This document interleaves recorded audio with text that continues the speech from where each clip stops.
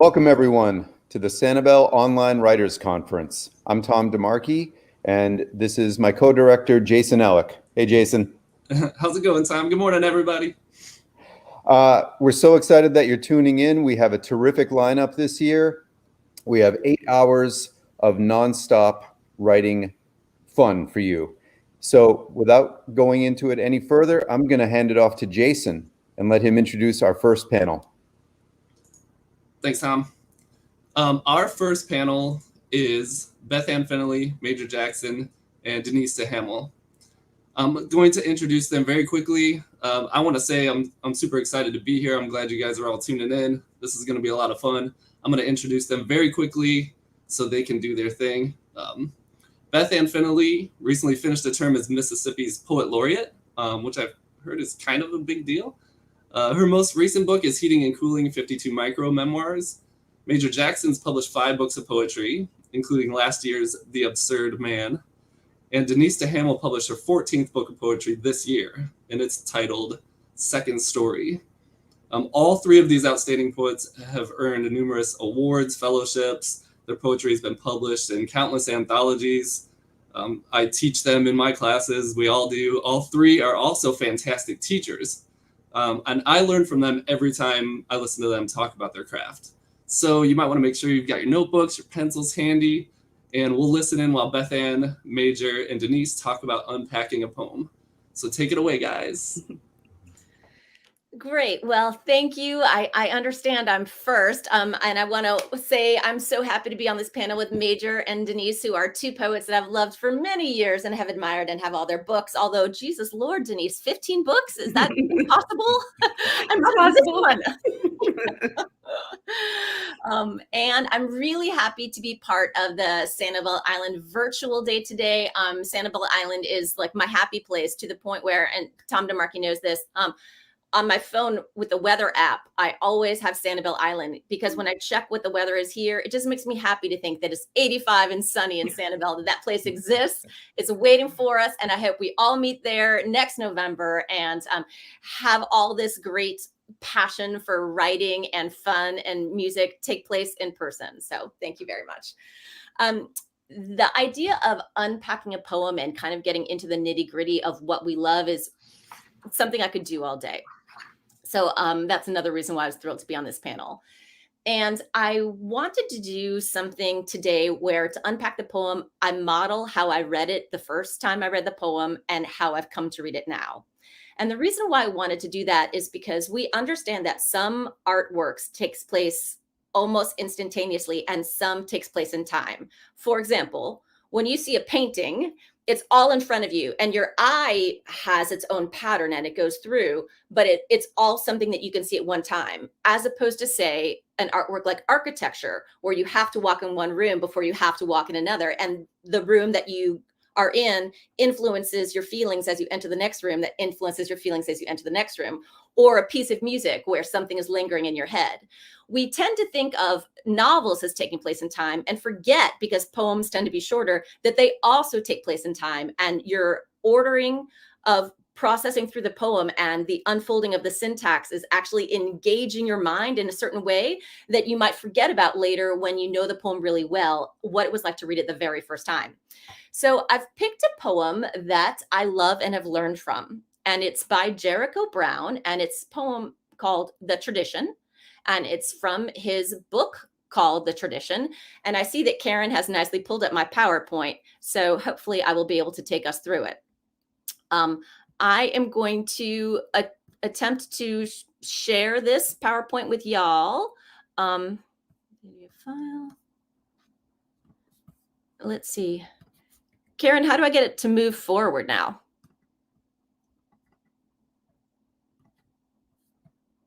Stop screen. Okay, share. I'm trying it the old-fashioned way here. Share screen, window. I'm going to do it myself. Share. All right, there it is, The Tradition. Denise, you can see this, right? Can everybody see this? Can anyone talk to me? Okay, I'm just assuming you can. I'm sorry, we can. I pressed the wrong button. We can see it. Thanks. I just needed to know that I'm not like off in the ether somewhere here. Okay, So imagine you're reading this poem for the very first time and you know nothing about this poem, and I hope that's the case with some of you. The first thing you see is the title, The Tradition. Here's the first line: aster, nasturtium, delphinium, we thought. Okay, so the very first time you're reading it, you're processing your thoughts very quickly, but you might be thinking something like, okay, flowers, 3 formal Latinate flower names. These are this is the type of thing you expect in a poem, to have flowers. Poetry is floral and decorative. You might be noticing the assonance in aster, nasturtium, or the chum sound in nasturtium and delphinium. Aster, nasturtium, delphinium. We thought fingers in dirt meant it was our dirt. Learning names and heat in elements classical philosophers said could change us. Stargazer, foxglove. Okay, so the very first time working through this poem, you might now be thinking fingers in dirt meant it was our dirt, knowing that Jericho Brown is African-American, grew up in Louisiana. His dad cut lawns for a living. He would pick Jericho up after school in high school, and Jericho Brown would cut lawns with him and do landscaping. And so perhaps we're beginning to understand fingers in dirt meant it was our dirt, that the men who create these gardens are not the ones who get to enjoy these gardens. And the garden, and learning these names falsely allows these men to think that they will have agency or possession. Stargazer, foxglove, again, beautiful flower names. Now we're moving to some common names. Summer seemed to bloom against the will of the sun, which news reports claimed flamed hotter on the planet than when our dead fathers wiped sweat from their necks. Cosmos, baby's breath. Okay, so now in my head, maybe the first time I'm flickering back to the title, The Tradition, and seeing first there's the tradition of racial inequality in our country. And now we have this other tradition, this inheritance of environmental degradation. The sun is getting hotter. So I'm kind of following along with some of those threads. Men like me and my brothers filmed what we planted for proof we existed before. Okay. Men like me and my brothers, this is our first introduction of first person. We see that the syntax and diction, me and my brothers instead of my brothers and I, is a little casual here. There seems to be maybe a tonal shift. And now we're understanding that these men who are gardening were filming what they were planting for proof we existed. Okay, that's kind of interesting to me. Before, too late. Sped the video to see blossoms brought in seconds, colors you expect to see in poems. All right, so that's a little bit of a weird jump for me to go from men like me and my brothers filmed what we planted for proof we existed before, too late, comma. I feel the first time I read it, I register a little hiccup maybe in syntactical sibilance, but I am understanding this meaning that the men who are doing the landscaping would film a flower blossoming, and have it on that kind of fast forward motion. I understand that. Colors you expect to see in poems. I go back to the first line, the flowers I expect to see in poems, the colors I expect to see in poems. So is this kind of an ars poetica? I'm wondering. I see that I'm getting to the end of the poem, second to last line, where the world ends, everything cut down. And so now I see that they have taken videos of the flowers and they continue to when the flowers are cut down. And that's the end of the video, the life cycle of the flower. And I think, wow, that's really depressing. And then here's the last line: John Crawford, Eric Garner, Mike Brown. And what happened the very first time I read that poem is I had an audible gasp, because the whole poem transformed itself. Because what happens in the very last line is super shocking. First of all, the poem announces itself as a sonnet. For the first time, there had been no clue that this was a sonnet. Maybe you glanced at it, and if you've read a ton of poetry, you notice it's kind of sonnety length, but there's no meter, there's no rhyme scheme until we have that very, very strong concluding couplet with the 3 strong caesura. And now the poem doubles in your head. You've read it once through, understanding it one way. Now the poem doubles in your head with this crazy overlay where you understand that the whole poem is about racial terror. in addition to this gardening metaphor. So let's go back and read it one more time and understand how the poem has changed due to the nature of the last line, what's happening in the poem now. All right, so the tradition, aster, nasturtium, delphinium. Okay, we now know it's a sonnet. We could see, okay, there are two quatrains, and sure, the quatrains, they both begin with flowers in italics, and we do end up seeming to have a volta. But now these three names of the flowers have completely transformed for me because they match up with the three names of the murdered men at the end of the poem. And I understand now for the first time in a way that gives me chill bumps down my arm. And if I wasn't sharing screen, I would have to hold up my raggedy little forearm to the camera to show you I literally have chill bumps right now, understanding that these are flowers being placed on their men's graves. These three flowers for those three men, this has become a funerary display.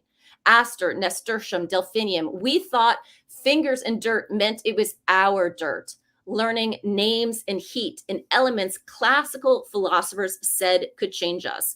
And in fact, they will have their fingers in the dirt, these men who are always going to be in jeopardy of being murdered in contemporary America, and they will be changed by the dirt in elements classical philosophers said could change us. Stargazer, foxglove, now I recognize these names as not just being names of flowers, not just being common names, but maybe trying to extend us with the idea of gazing at the stars, connecting us to the cosmos, thinking about animals and hands. Summer seemed to bloom against the will. Now I register against the will as bringing some threat into the poem I didn't understand before. Summer seemed to bloom against the will of the sun, which news reports claimed flamed hotter on the planet than when our dead fathers wiped sweat from their necks. And now I see the dead fathers as not just being like a historical reference, but a potential threat. There's death all around these young men gardening, and their fathers might be dead as well.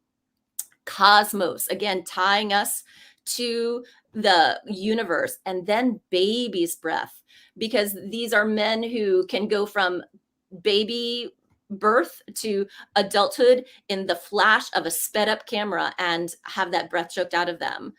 Men like me and my brothers, here we understand we have the volta taking place in the sonnet where we make this change to first person.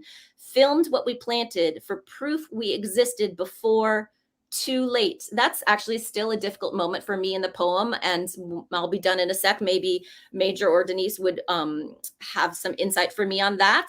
I'm not sure if it's a hiccup in the poem or my own understanding, but I still find that a little hard.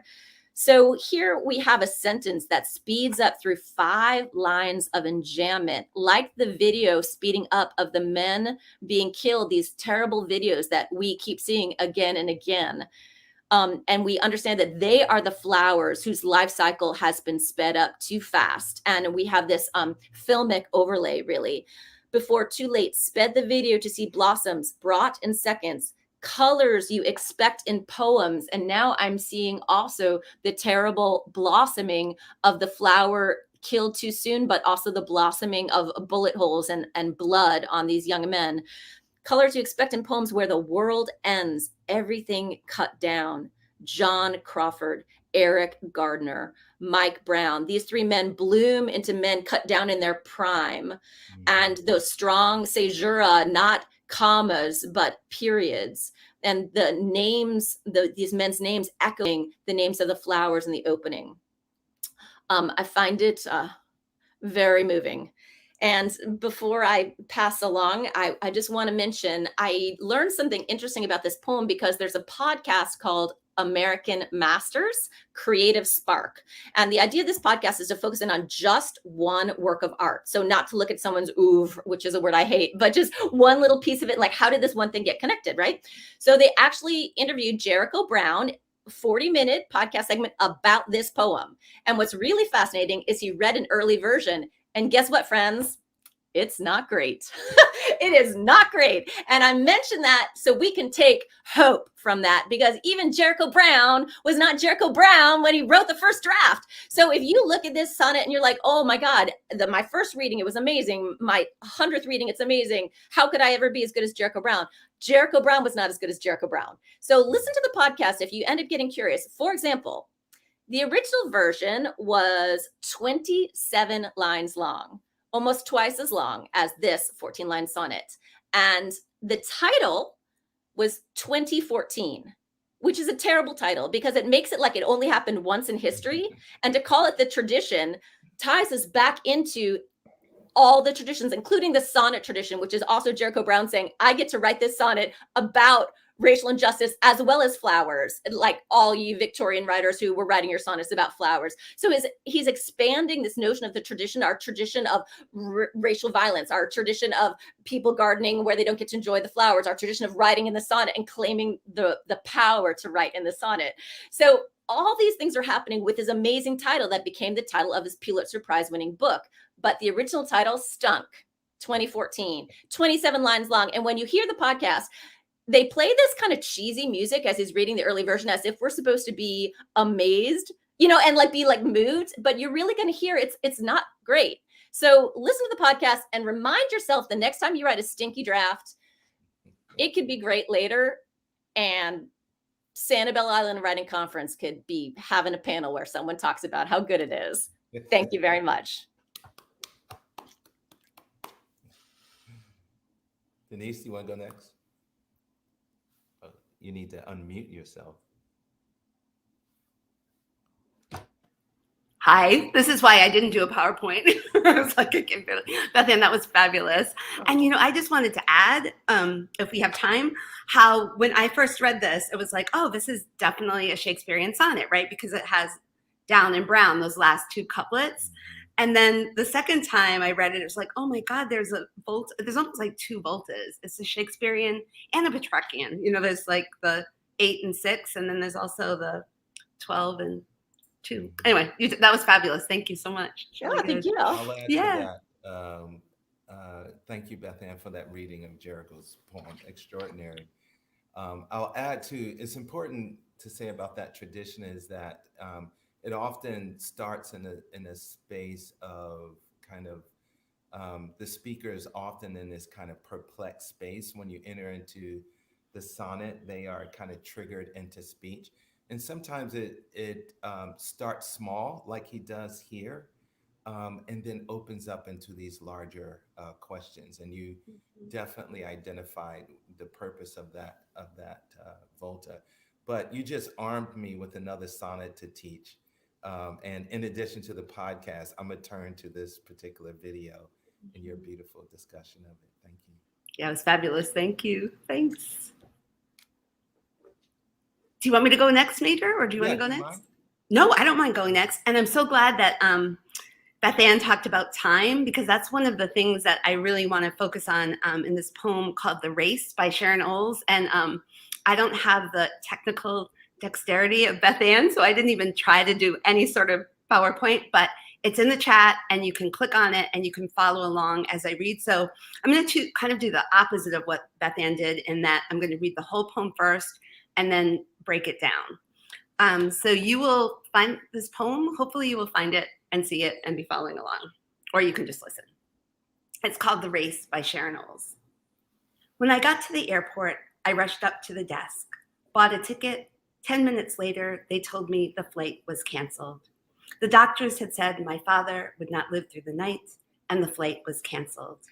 A young man with a dark brown mustache told me another airline had a nonstop leaving in 7 minutes. See that elevator over there? Well, go down to the first floor, make a right. You'll see a yellow bus. Get off at the second Pan Am terminal. I ran. I, who have no sense of direction, raced exactly where he told me. A fish slipping upstream deftly against the flow of the river. I jumped off that bus with those bags I had thrown everything into in 5 minutes and ran.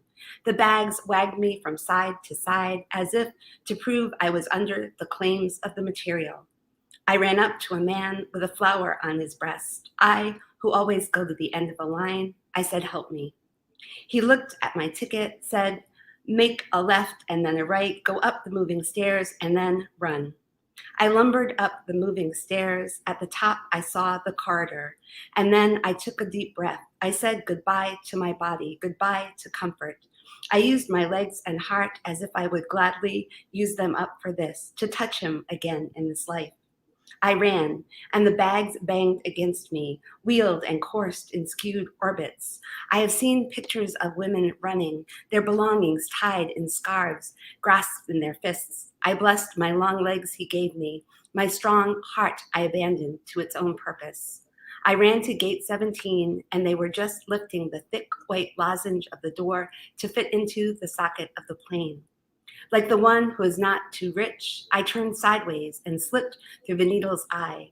And then I walked down the aisle toward my father.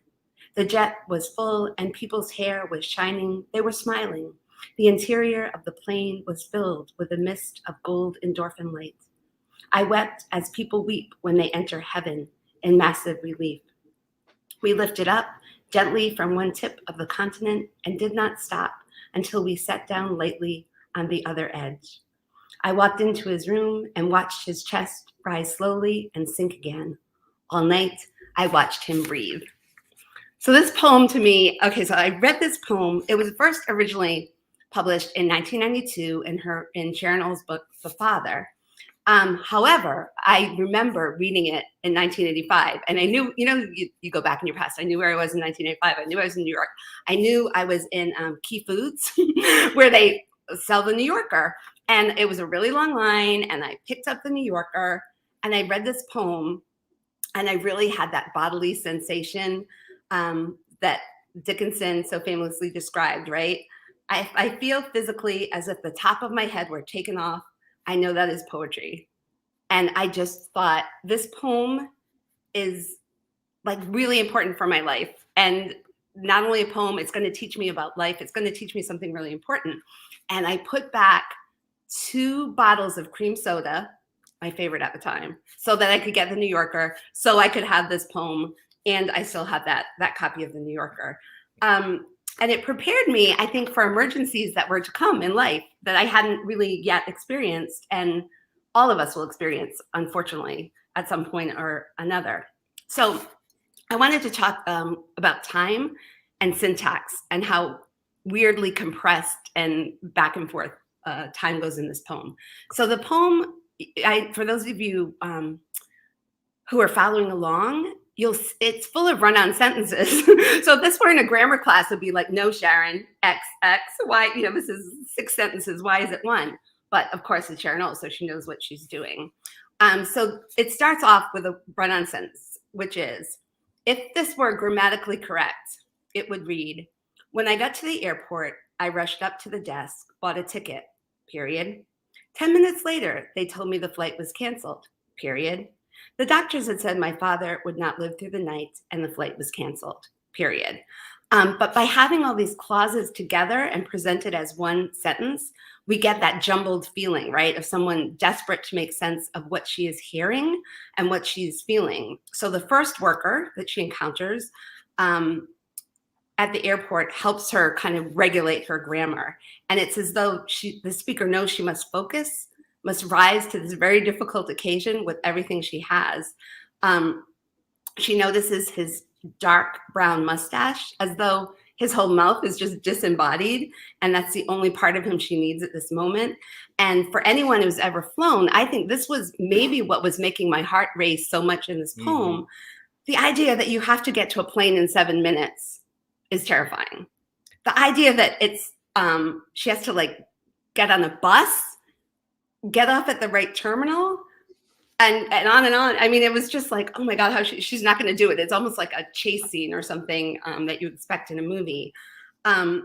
So see that again, it regulates when she's talking to the guy. And then he says, see that elevator over there? Again, sentence 1.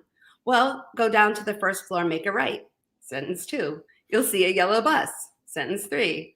Get off at the second Pan Am terminal. Sentence 4. I ran. Sentence 5, I have no sense of direction, raced exactly where he told me. A fish slipping upstream deftly against the flow of the river. So here we basically have 6 sentences in once, where she's just like, okay, boom, boom, boom. I'm going to, like a montage almost, again, to use the film metaphor.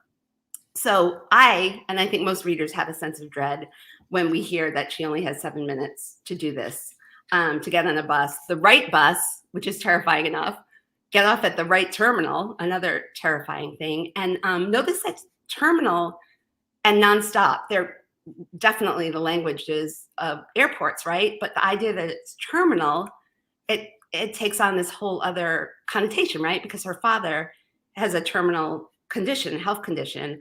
Nonstop is, again, just the way to describe the plane, but this poem is in constant motion, isn't nonstop. And I love this sense of admission. The speaker has no sense of direction, and yet again, she must know she has to summon all her strength to get through the day and not be helpless. And then, okay, without sentimentality, she just puts in the metaphor of the fish going against the flow of the river, but it also shows she's in a race against time, right? A race against time and going against everything she knows. So these lines, that she's doing this and that and doing what she has to do, almost reminded me of that concept of, it's called, I hate this word, but it is called hysterical strength.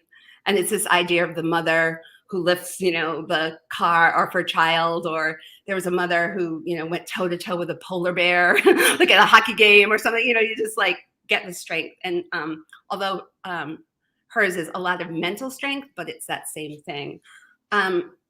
So she's going definitely out of her, what we would call now her comfort zone. And then another run-on sentence.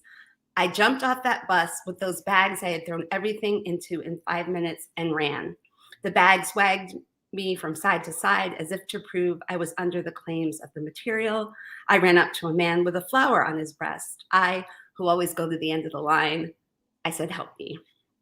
So once more, the speaker's cutting the line. She's asking for help. This time, the man has a flower on his breast, which is that one detail in keeping in line with the mustache.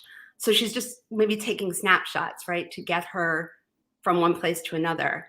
And again, this nonstop terminal, the luggage we know is made of something, right? Luggage is physical. But when she says under the claims of the material, first you think like, come on, Sharon, what more detail? But no, the material world, right? She is under the claims of the material world. She's in an earthly body as opposed to the spiritual world, which we'll get to later in the poem. Another glorious run-on sentence. I lumbered up the moving stairs. At the top, I saw the corridor, and then I took a deep breath. I said goodbye to my body, goodbye to comfort. I used my legs and heart as if I would gladly use them up for this, to touch him again in this life. The desperation, right, like seems to be heightening as the speaker lumbers up the escalator. Again, you feel like the heaviness of her bags, the weight of the world, but also metaphorically the weight, she has in her heart. The bags banged against me, wheels and coursed in skewed orbits. I have seen pictures of women running, their belongings tied in scarves grasped in their fists. I blessed my long legs he gave me, my strong heart I abandoned to its own purpose. I ran to the gate, and they were just lifting up the thick white lozenge of the door to fit it into the socket of the plane. Again, she links herself, her actual body, to her father, right? He gave her the genetic material. And then she links herself to historical women in peril, which Sharon Ohls does a lot in her poems. Like it's like you think they're all about her, and they are about a personal experience, but then it's like this connection, right? Like women have always been running from or to something. And then the flourish of the door. I mean, it's wonderful to describe the door as the thick white lozenge. Perfect. You can see it perfectly. Yeah, that's what it looks like. But it's also the thick white lozenge, you think of a hospital, a cough drop, some kind of medicine. Again, you get all the sickness, right? And then the grammar seems to regulate here when she goes through the door. So no more run-ons, right? Like the one who is not too rich, I turned sideways and slipped through the needle's eye, and then I walked down the aisle toward my father. So much is just these 4 lines. Don't worry, I won't, but I could go on for a really long time talk about compressing time, right? She's not walking in the hospital yet, but the crisis seems to be over. And she uses the biblical reference, right? It is easier for a camel to go through the eye of a needle than for someone who is rich to enter the kingdom of heaven. And I say this because it's going to seem very heaven-like when she gets through. She seems to leave that material world behind, as I said. And of course, this father isn't on the plane, but walking down the aisle, the speaker is more certain that her crisis can be averted. As this reader, for me, I couldn't help thinking of the church aisle, the father walking the daughter down the aisle, or you got the man with the flower on his breast, right? So I'm thinking maybe even a funeral, like walking down the aisle with a funeral procession, and she's with the casket. And in fact, the whole plane seems to be holy. In her description, the jet was full and people's hair was shining. They were smiling. The interior of the plane was filled with a mist of gold endorphin light. I wept as people weep when they enter heaven in massive relief. So the endorphin light, you think that I've been on a lot of planes. They never look like that, but it's projection, right? She is seeing like beauty and people and life. And even the endorphin light, I'm thinking stained glass windows or something, this chock full of image and emotion that, remember, took place in 7 minutes. So that's what I think is another completely brilliant move in this poem. But then even, I think, as a reader, something even more startling happens. We lifted up gently from one tip of the continent and did not stop until we sat down lightly on the other edge. We're in a run-on sentence again. I walked into his room and watched his chest rise slowly and sink again. All night, I watched him breathe. Okay, that's 3 sentences, but let's just call it 1 because Sharon made it 1.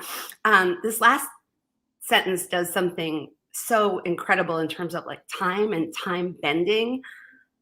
Okay, so Old condenses a cross-country flight, which I'm 6 hours, right? In which she probably slept, cried, wrote something down, read a book, watched a movie. That's even before the first comma. We lifted up gently from one tip of the continent and did not stop until we sat down lightly on the other. We have been like, with her every step of the way, every minutia, right? And now we're just like, okay, everything, we're just taking the flight. She skips deplaning. She skips getting a cab. She skips getting a visitor pass at the hospital. And said she just walks into his room.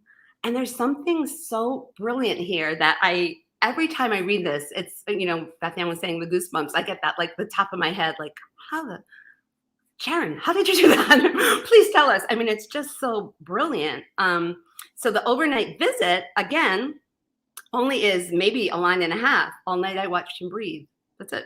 So in addition to the crisis, this is also, I think, a poem, obviously, of witness and compassion and a tour de force, right, in terms of pacing, syntax, and the exact detail. So, and speaking of time, I read this 34 years ago for the first time, which is incredible. And every time I read it, I'm just like, bravo. So anyway, that's what I wanted to say. So thank you. Thanks for listening. Thanks. Thank you. Bravo to you, Denise. Thank you. Seriously. I remember reading that poem for the first time. First of all, how's my volume, everyone? Good. Good. I remember reading that poem for the first time also. And it was in a introductory literature course. And it was in the anthology, X.J. Kennedy anthology. And my assignment was to find a poem over the weekend and to present. And I literally stumbled upon that poem and gasped, like you, by poem's end. And so much of what has stuck with me over the years in that poem is, and it revealed Sharon to be just a master at simile and metaphor.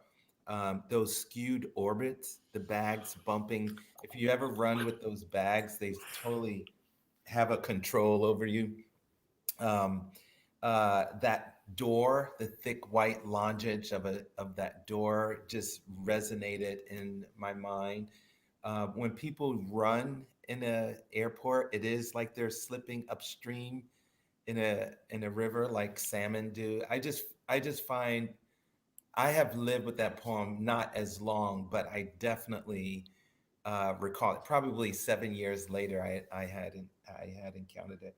Um, the other thing about that poem is the pacing and the imagery matches the emotional desperation of someone who is about to lose a parent and needs to see them. We all know that that's one of the measures of our lives, that kind of that need for closure.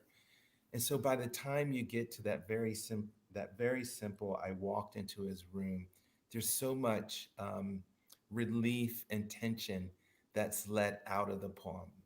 I just find it still, like you, It's like, to be yeah, so go ahead. captivating and haunting in a way. Mm-hmm. Poems haunt us, which is the first line of this thing I'm about to read. Um, on Yusef Kumayaka's poem, Venus's Flytrap. And I'm happy I went after, because I think much of what I have to say here, which I've written out, because I thought, Denise, you were going to read what you've written. But some of what I have to say echoes Beth Ann's observations about Jericho Brown's poems. Again, I want to make sure that people can hear me, because I got noticed that that wasn't the case. I think Tom put in the chat could be a little louder. So it sounds Could like be a you're, little louder. Okay, yeah, I'll it sounds speak like a you're little louder. 75%. So, you Yeah, know. it's that baritone voice. Venus's Flytrap. Some poems have a hold on us. Their lines haunt. One of my favorite activities in life is to spontaneously recite from memory a favorite poem, partially as a way of promoting the art, but ultimately because some poems contain a magic that cannot be experienced solely on the page. For obvious reasons, I don't do this on street corners or public transportation or in the dark of a movie theater. However, if we are friends or even remotely acquainted, you have heard me recite one of my beloved poems by Yusef Kumayaka, Venus's Flytraps, a poem I have read aloud at literary events and restaurants, between courses, and holiday parties. The title directly references the carnivorous plant that snaps shut on insects when they land on its red pallets. But Venus is also a reference to the Roman god of love and desire, charm, which becomes readily important as the poem continues.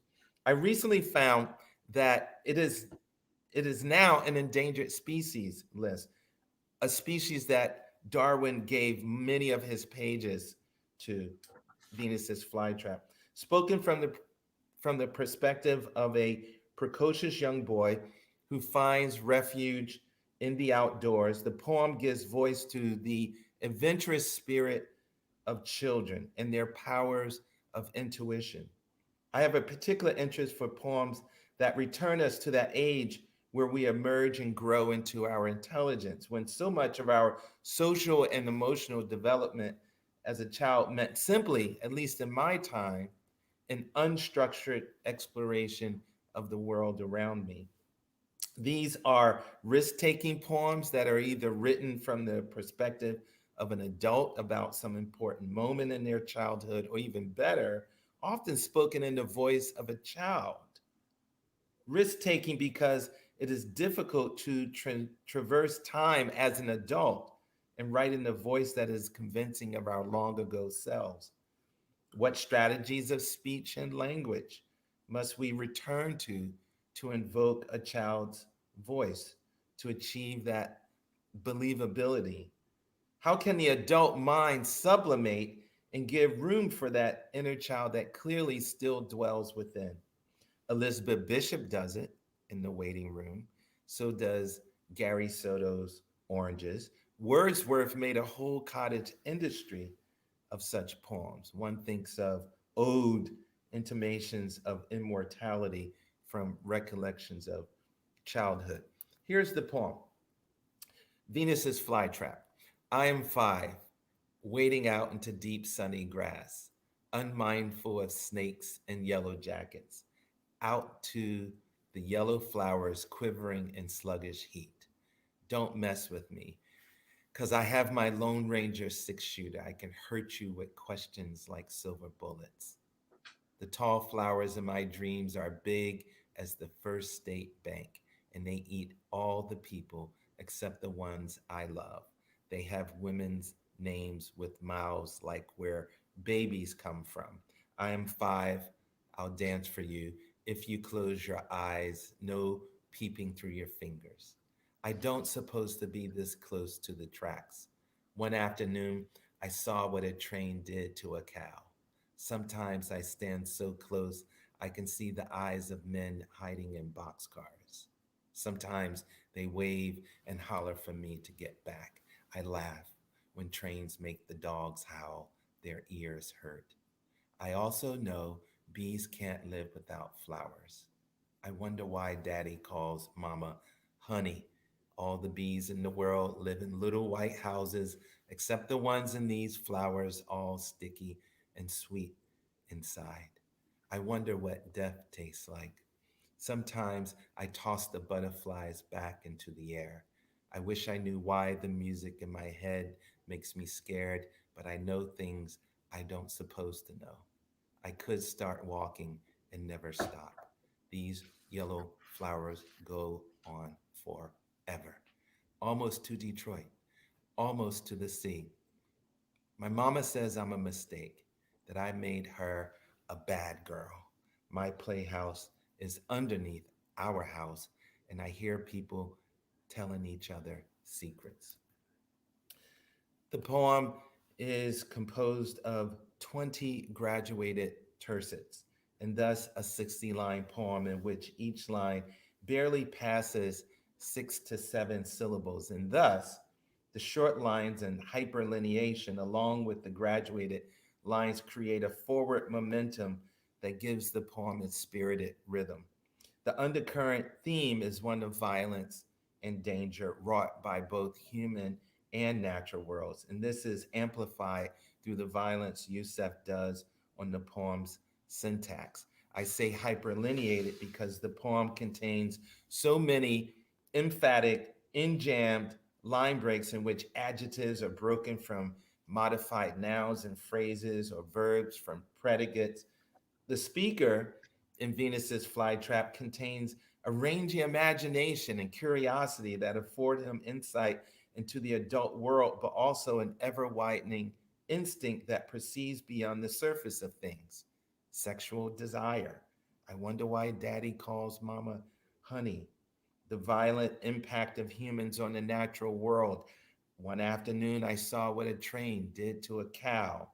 One might argue that such deep seated insights are owed to the level of attention the natural world demands.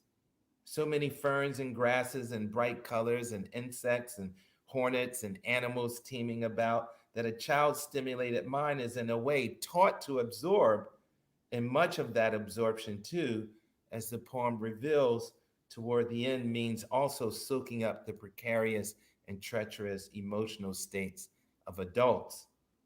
My mama says I'm a mistake, that I made her a bad girl.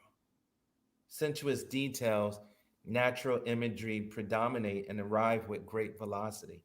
In abundance here are bees, butterflies, yellow flowers, cows beside train tracks. And by the way, does anyone else think of of course, I think of the riding the rails that was so popular during post Depression, but one also thinks of the eyes of men hiding in boxcars. One thinks of also the Holocaust. That when I first encountered that poem, I gasped at the double image there.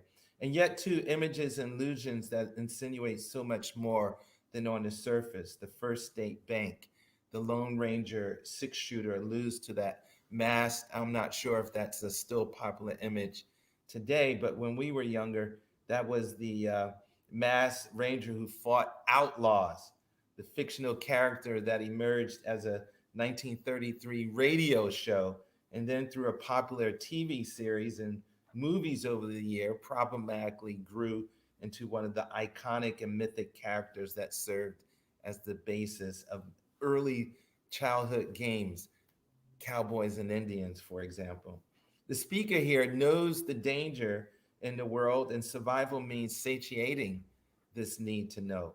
I can hurt you with questions like silver bullets, he says. Beyond the poem's allusions, so many images in line here are memorable for their heartbreaking tenderness. I wish I knew why the music in my head makes me scared. Or sometimes I toss the butterflies back into the air, which we know children are capable of cruel violence. And that line, I wonder what death tastes like, makes me think of all those narratives about children torturing snakes and cats. But children's are also, like this speaker, capable of immense mercy. A captured butterfly is inspected, then tossed back into the air. What is apparent about children is the expansive, almost prescient nature of their intelligence, how they see beyond and intuit, and at times are unrelenting in their quest for answers. Any parent who has experienced that moment of a child's constant why at some point has felt the frayed edges and limitations of their patience and begun to bump against their own ignorance. If we are to accept the poem as autobiographical, a younger Youssef, then I also admire Youssef for capturing the inner life of a Black child. Since the death of Tamir Rice, I am deeply interested in collecting such poems, as I believe the more we invest Black children with that rich and wild space of imagining, the less we can fear what is simply a natural incarnation of a child's imagination. And what gets figured and celebrated as boisterous play in other children, for example, in Maurice Sendak's book, Where the Wild Things Are, becomes a space denied to Black children. Youssef's poem is a delicate commentary on a solitary child liberated by his imagination. As young adults, teachers know, children experience a range of all kinds of emotions: boredom, frustration, jealousy, and so much of their play is about reconciling these untamed emotions. Everything is blown up in their minds. Think about that first state bank. Think about Venus's flytrap, which reminds this speaker of, of a woman's body. Over the years, I have felt connected to this poem, to the speaker, having myself by necessity sought signs that will afford me a window into the minds of grown-ups and wish to understand the violence and danger around me. I'll stop there because I see that we are 3 minutes from, they said, I thought it was an hour, but 50 minutes. That was fabulous. Thank you. Yeah, really, really good. So I thought understand of- there might be questions. Okay. Do you see that there's a question from Sylvie? I'm going to read it, so y'all have to answer it first, and I'm buying myself time because it's a good question. She says, I struggle to add tension to my own writing. What other ways besides sentence structure might I play with to give my writing more feeling and tension? Thank you, Sylvie. Line breaks are great. I mean, I think line breaks are, and I was, even in this, right? If you look at the Venus flytrap poem by Yusuf Komunyakaa, the 4th stanza, 6-shooter, I can hurt. You think like, there's so many things there, right? 6-shooter, I could be hurt by that. I can hurt you with it. I can hurt you with my questions. Suddenly, like it just totally changes the meaning, and the tension is like, okay, we can breathe again because it's only questions. It's not a real gun. And yeah, so I think line breaks, I would say, Sylvie, are a really fun way. If you have a poem that you're working on that just kind of is like, has a lot of dead weight, I would just work on what can I do here to make the tension go from one line to another. It's a start. Mm-hmm. I know personally, I like to read poems in which a dramatic situation resolves itself by the end.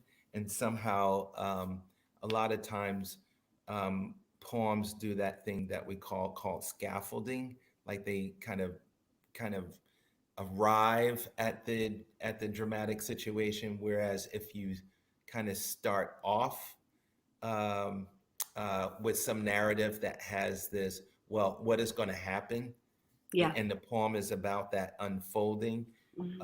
It's a wonderful way to kind of arc a poem and to add what we call dramatic tension, which is a tool, of course, of fiction writers. But when it's compressed in a poem, I think it's felt even more. And I can hop in quickly just to say, maybe one thing, Sylvia, to think about is when you release certain kinds of information. For example, in the Sharon Ohls poem, the flight's canceled, big deal. Then it says, my father would not live through the night and the flight was canceled. So that information raises the stakes of everything. In the sonnet I read, it's only at the very end that we get the crucial piece of information and it reflects back. So maybe play with where in your poem you could increase tension by revealing the right thing at the right time. And we might actually be out of time. So I don't know if someone's going to hop back in and say goodbye to everybody. But I just want to say how much I could have done this all day. If you guys want to keep on going, just talk to me about that. I'd love to hear all your genius thoughts and comments. And wasn't it nice to get that commentary from the people who are watching? Thank you all so much. Yeah, thank you. It was really a blast. It was great to hear both of you. Really.